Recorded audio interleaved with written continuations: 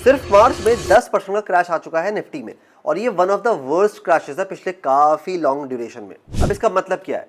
सबसे पहली बात तो ये है कि क्यों हुआ है, आपको ये पता है?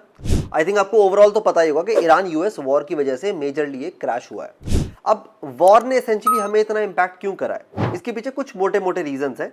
सबसे पहला, हमें वॉर से इतना इंपैक्ट नहीं हुआ है, हमें इंपैक्ट हुआ है क्रूड ऑयल से। अगर आप ब्रेंट क्रूड की इस टाइम वैल्यू देखोगे तो वो $114 पर बैरल पे ट्रेड कर रहा है। ये अगर आप 6 महीने 1 साल पहले पुराना चार्ट देखोगे ना तो ये 60-70 के अराउंड होवर करता था। अब दिक्कत क्या है? दिक्कत ये है कि इंडिया 85% अपना ऑयल बाहर से इंपोर्ट करता है। मतलब हम एक्सट्रीमली डिपेंडेंट है मिडिल ईस्ट के ऑयल पे। थोड़ा सा रशियन ऑयल, लेकिन काफ़ी सारा मिडिल ईस्ट का ऑयल भी जिस पे हम डिपेंडेंट है। और इसका मतलब क्या होता है? अगर ऑयल के प्राइस बहुत ज़्यादा बढ़ते हैं तो ऑटोमेटिकली हमारी कंट्री में इन्फ्लेशन बढ़ जाता है। जितनी भी चीज़ें मूव हो रही हैं सब डीजल, पेट्रोल, एलएनजी, एलपीजी इन सब की वजह से ही हो रही हैं। और अगर ये इफेक्ट हो जाता है तो लिटरली हमारी पूरी कंट्री इफेक्ट हो जाती है।